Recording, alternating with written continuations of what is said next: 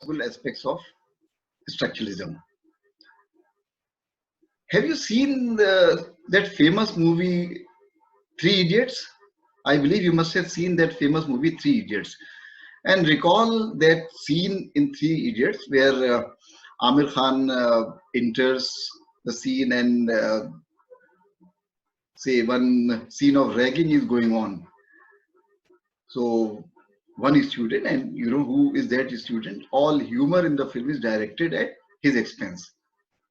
He says that I was born in Uganda, and then somebody asked, I mean, a senior asked him, "Can you read this?" He says, "Hindi, thoda thoda." Then he says, the senior says, "Jaldi kisko hai?" So when we are discussing structuralism on this platform, I also believe in that line from Three Idiots, "Jaldi kisko hai?" We are discussing structuralism. We are discussing all possible aspects of structuralism, and I'm also trying to give some idea about the complexity of the subject. And so, from the very beginning, we talked about different aspects of structuralism. Structuralism as a philosophical method of mind, structuralism as a movement of mind, structuralism as an approach to study literature, and structuralism in language, or when we consider language as a structure, structuralism and its use in fiction. And this is one important subject that I'll be covering today and maybe tomorrow. In between, we also saw how structuralism inspired many other movements. One such movement was Russian formalism. And of course, structuralism also had its impact in different countries. We have already seen how structuralism has been defined. And we have been repeating one word very often, that it is in terms of relationships of objects, it is in terms of relationships of items that structuralism can be understood. Today we are going to talk about a subject which has its origin in structuralism. But this subject has also acquired a kind of independent existence, almost independent existence. And what is this subject? This is basically a study of narratives. And you know that when we say that narratives can be studied, narratives have been studied ever since Aristotle talked about drama, Aristotle talked about, say, tragedy, plot, all those categories. Those categories were used. And there was also a time when literary criticism focused on poetry. The entire school of new criticism focused attention on short poems. And if you are familiar with the title of the House Journal of New Criticism, that was titled Explication. Explication. I'm sorry, Explicator. Explicator. And it tried to explicate poems by offering close readings of different features of poems. So that was the method which was perfected by new criticism. And new criticism essentially paid attention to poetry. But somehow a certain kind of poetics of fiction remained an unfinished project. Now, this is a signal contribution of structuralism, that it developed a certain poetics of fiction. That means how to talk about fiction, how to talk about different categories of fiction. And one very important contribution of structuralist study of fiction is that it has provided a certain kind of terminology. It has provided certain new terms in which to talk about works of fiction. So this is a very important contribution of structuralism to the study of fiction. Here, many words will be repeated, the word fiction or the word narrative. And you know that this word narratology, which is basically a study of narratives, but in light of structuralist theory. Otherwise, the word narratology was not used in earlier criticism. So narratology basically means a certain criticism of works of fiction or narratives in structuralist perspective. And you know that in structuralism, form is very important. So this formal aspect of narratives remains a very important subject in structuralism. That means formal aspect of narratives.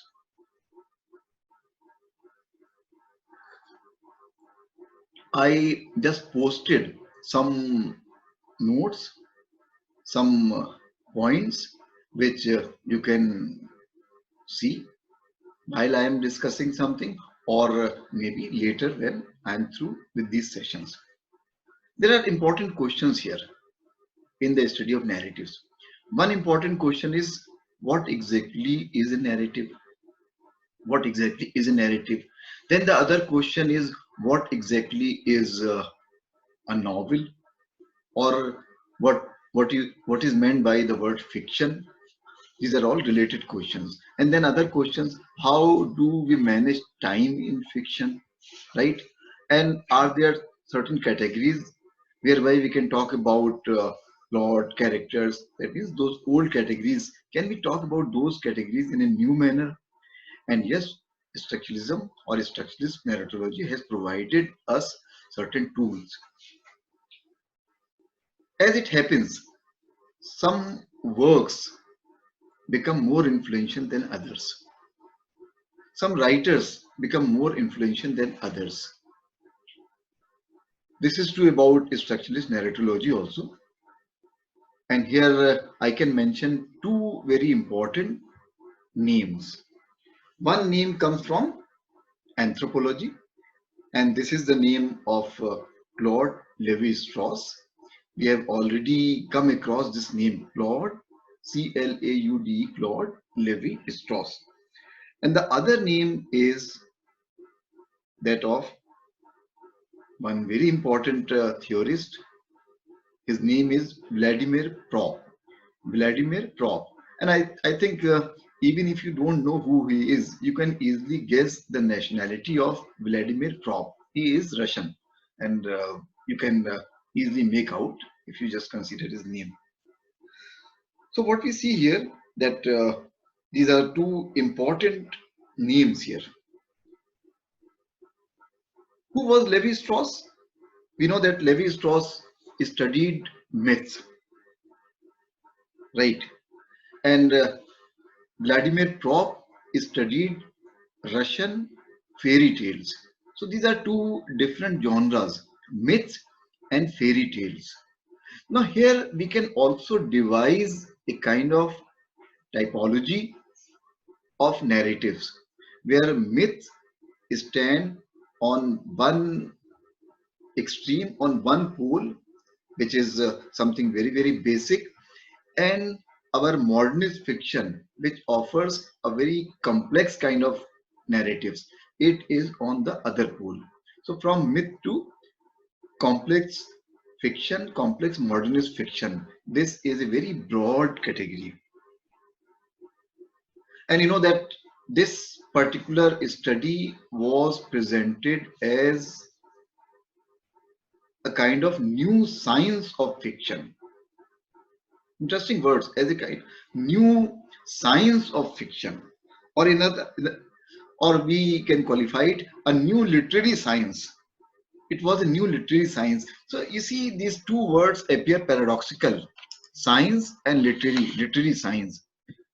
Obviously, it means that there was an effort on the part of these theorists to arrive at a certain grammar of literature.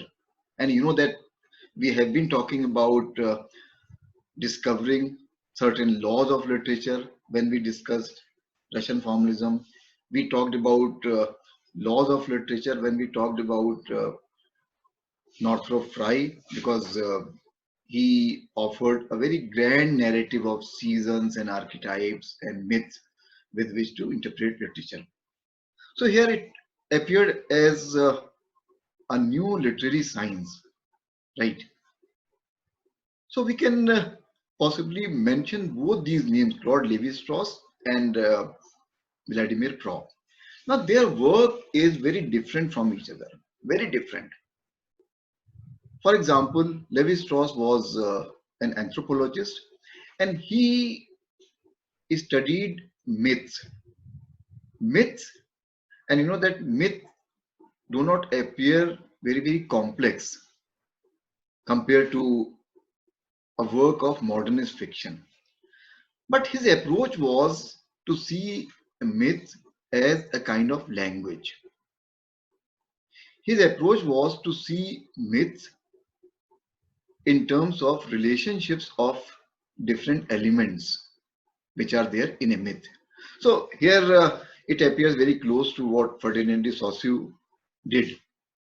We are talking about some elements in a myth and how those elements are joined, or they are opposed to each other, or they are held in some kind of binary opposition.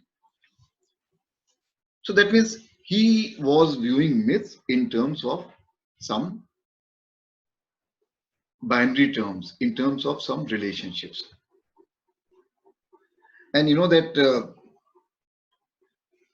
what he offered was he studied number of myths, and when he studied number of myths, he found that those were variations on a number of basic themes. So there are some basic themes, and all possible myths, 100, 200, they are variations of those basic themes. So for example, if we think about some basic themes, one basic theme can be the fight between good and evil. One basic theme can be, say, journey of a person from innocence to experience. One basic theme can be quest, and you can go on talking about some basic themes. So myths, and of course there are other basic themes also. Myths, you say that they often explain ideas of origin. They are often explain, say, certain concepts or certain realities which have puzzled mankind since time immemorial. Since time immemorial. See, for example, where day disappears, how light comes, how cycles change, how seasons come, what is there in sun, and what is there in moon. And if you know that there are lots of stories about moon, there are lots of stories about sun, and if you analyze different cultures, you'll find that there are different kinds of stories around these things, because these things always puzzle mankind, always. And often many things which puzzle mankind, there were two different kinds of responses. Either they are worshipped, right? Either they are worshipped and loved, and they are also feared. So in both ways, if sunlight is important and sun is worshipped, it means that sunlight is important for us, and we do not want this sunlight to disappear, so we are worshipping the sun god. So you'll see that there are number of myths about sun, about moon, about sky, about human life, about origin, about all these basic questions. So when Claude Lévi-Strauss studied those myths, he found that there are certain basic themes, and all myths are kind of variations on those basic themes.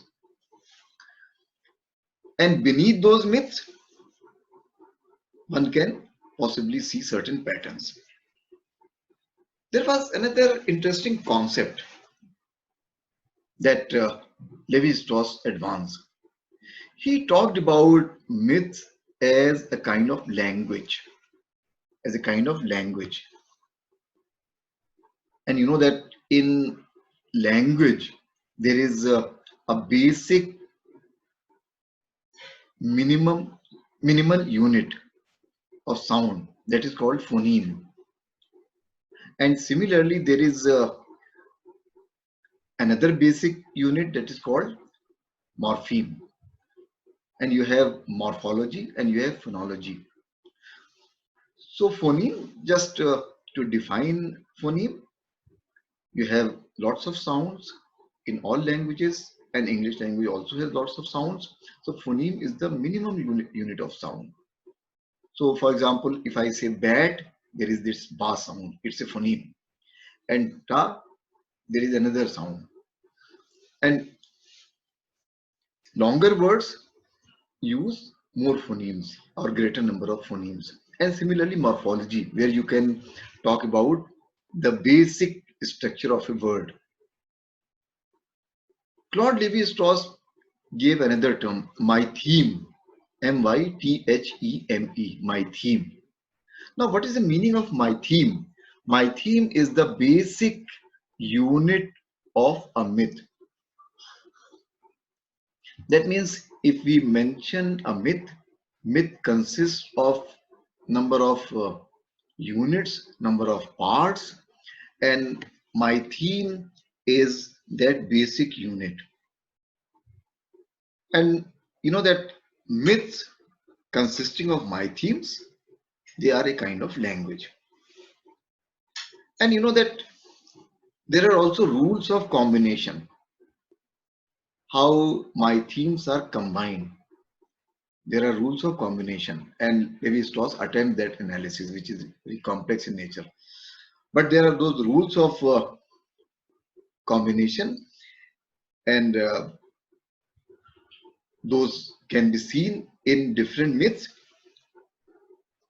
But what is important here is that these rules of combination in myths, they suggest the working, the operation, the functioning of human mind.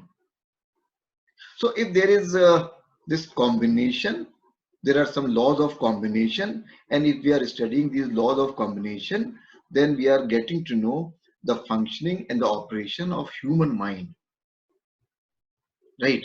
So that means when we study myths, we are not simply studying the content which is there in the myths, which is we are studying the form in those myths. And here you can see structuralist view, form of those myths, rules of combination, rules of permutation, where different elements are seen in relationship. So when we see these rules of combination, a certain kind of grammar emerges. When we see that grammar, then that grammar reflects the human mind from which these myths originate.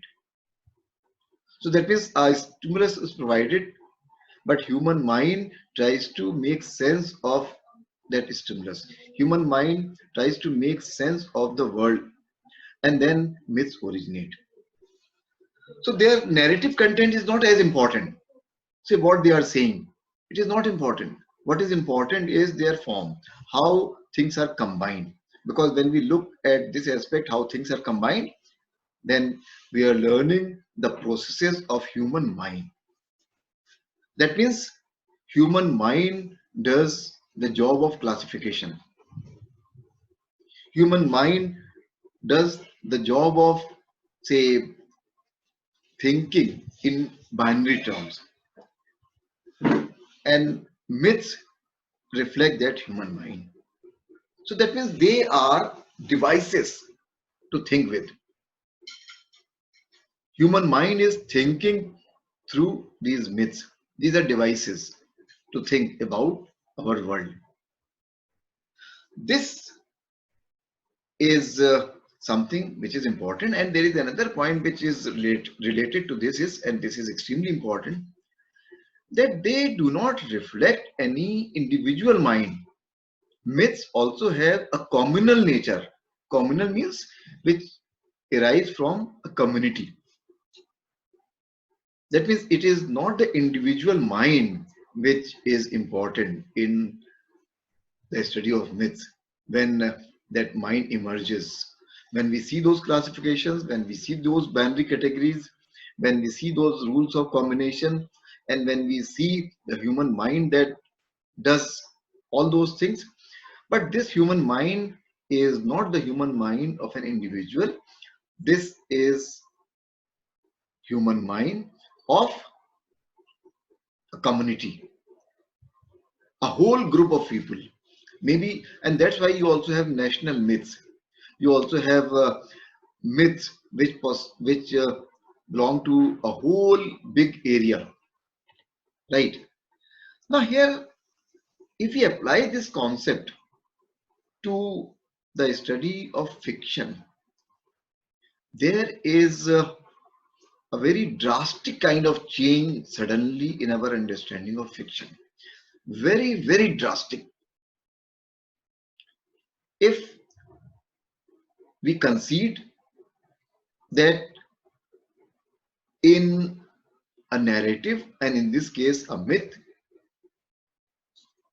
the mind which does the job of classification, organization, is not one individual mind, but rather it is a community. In other words, a storehouse of ideas which is there in community. Or in other words, it is not the individual, but rather it is a whole system. Then there are remarkable, drastic implications of this simple observation. And what are they? You have often heard this expression, decentering. Decentering of subject, decentering of human mind. What happens in this entire thing is that suddenly the individual author, who is supposed to be the source of all meaning in a work, is pushed aside. Individual author becomes less important. It is the system which becomes more important. So you see, from the study of myths to a study of complex narratives to this observation that individual mind is not at the center of that classification which you see in myths, we reach this very important conclusion that human mind is decentered. Individual human mind is decentered. Individual author is decentered. Human author is pushed aside. And what becomes important is all those rules of combination in the myth, all those rules of combination in a narrative, right? So that is Claude Levi-Strauss, which I tried to sum up. And you know that his work is inspired by anthropology. And you also know that in structuralism, there is a whole strand which comes from anthropology. We mentioned the work of American structural linguists and how American structural linguists, they were also interested in preserving the language or describing the language of native Indians. So there also anthropology played a very important role. And here also anthropology plays a very important role because Claude Levi-Strauss is basically an anthropologist. If you see the timeline of Claude Levi-Strauss and Vladimir Propp, Claude Levi-Strauss comes later. And Propp was writing much earlier. He was a Russian formalist. And if we think about the influence of these two important writers, these two important theorists on later structuralist study of narratives, we'll say that there appears a kind of division within the ranks of structuralists, a kind of division which points in two different directions, a kind of schism, if we use a religious term, a kind of schism. But if there is this schism and you have to appoint one pope, then that pope will not be Claude Levi-Strauss, but it will be Propp. And so Propp's influence is seminal because all later theory, all theory of narratives which comes after Propp, it tried to refine certain categories which Propp first created. It tried to adapt his work. It tried to do something, taking his work as a kind of cue, right? So there we see that Propp is very, very important. Okay, now something about props work. But before we come to props work, we can make another very important statement about structurist narratology and its whole journey from prop onwards. And what is that statement? Think about rules of syntax. That means a sentence. In narratology, syntax is the basic model of narratives. Syntax is the basic model of narratives. Now let us think about a basic sentence where you have a subject and where you have a verb. You have a subject and you have a verb. See, you see that he killed the tiger. He killed the tiger. You have a subject here, he, and you also have predicate, kill the tiger. So subject and predicate. Now, structuralist theory uses this as a kind of model also, where subject, say he, can be replaced by the hunter, he can be replaced by some other name, he can be replaced by the actor, he can be replaced by, say, a whole lot of people. So that means he is the doer. He is the doer. And what he does, kill, that is the action. In a story, in most stories, you have a doer and you also have the action. So the doer and action. And the story follows this pattern. Similarly, a doer can also have certain characteristics. So you see that the brave tiger killed the fierce hunter, or the brave hunter killed the fierce tiger, whatever. In both cases, you have a particular outline of a story. But since we also added an adjective here, so this adjective becomes a quality of the doer, right? So this is the basic pattern where you have subject and you have predicate, subject and predicate.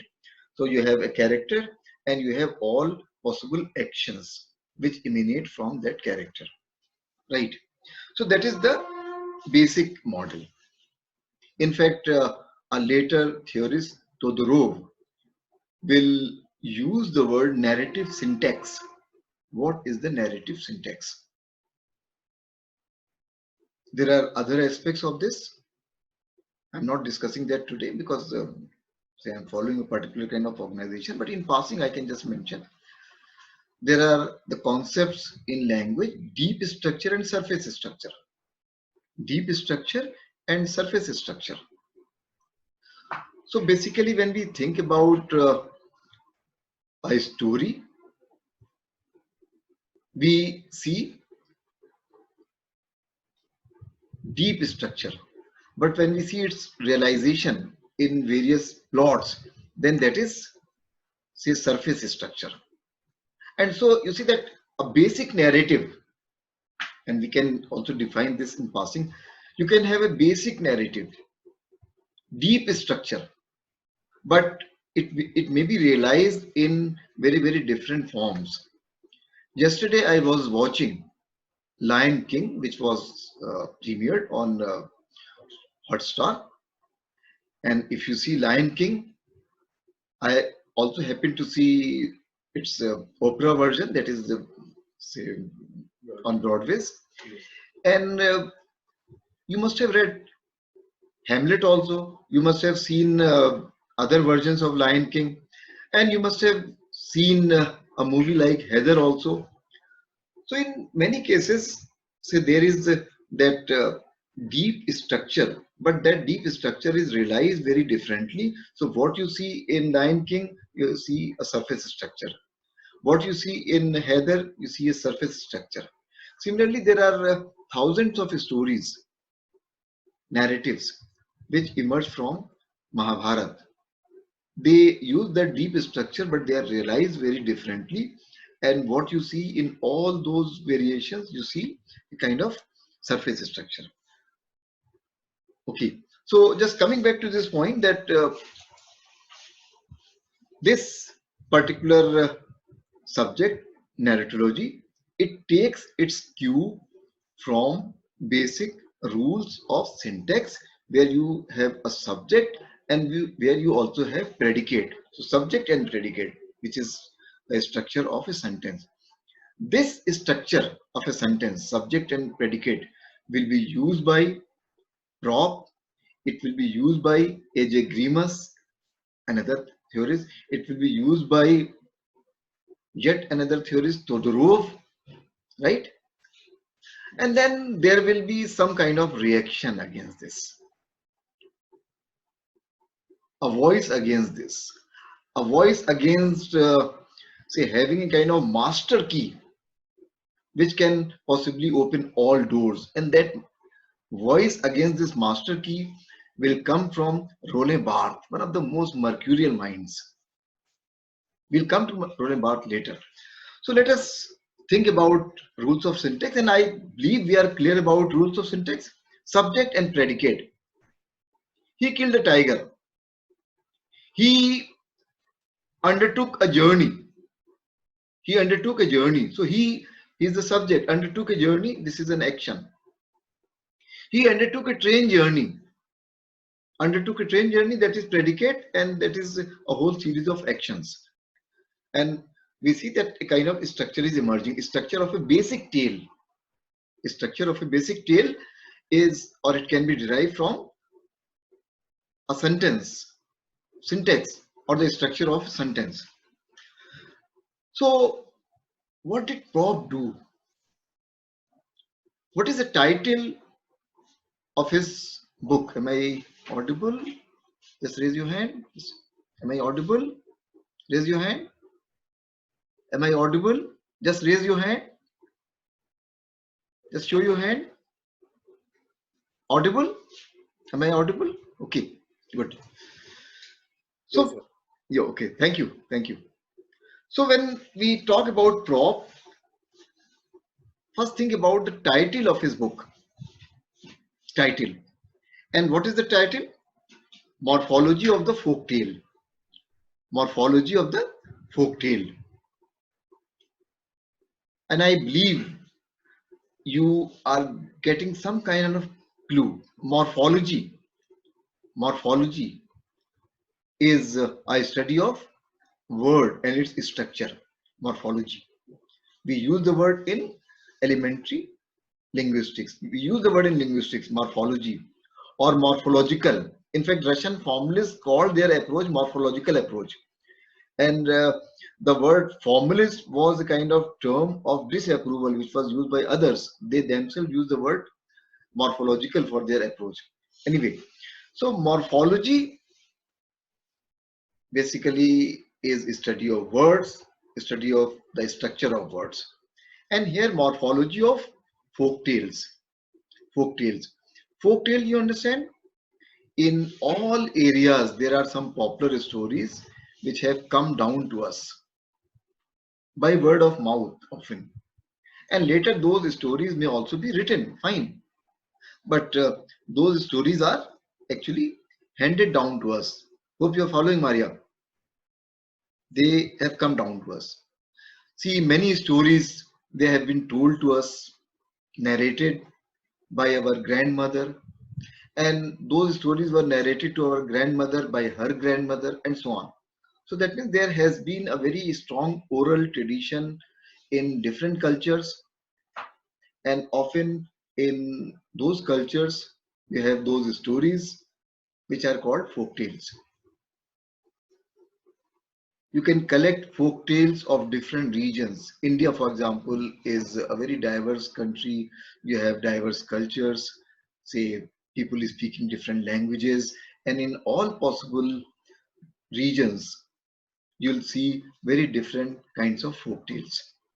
So morphology of folk tales, the title of Prop's work itself gives us a clue. And what did he do? He identified 100 Russian fairy tales. 100 Russian fairy tales. And those of you, actually, not you, but say Munira ma'am must be familiar with many of those books which came from Russia by Progress Publishers. And often those books were made available to Indian readers. They had a very fine printing, excellent quality of paper, and excellent translation also. And sometimes Putnik. yeah, and sometimes we distrusted those books because they were so cheap. Say for 15 rupees, you get a hard-bound volume of Russian fairy tales or stories, classic stories of Chekhov, and so on. Now, Russian fairy tales, and Russia is a big country, so he identified 100 Russian fairy tales. And then he tried to study those Russian fairy tales.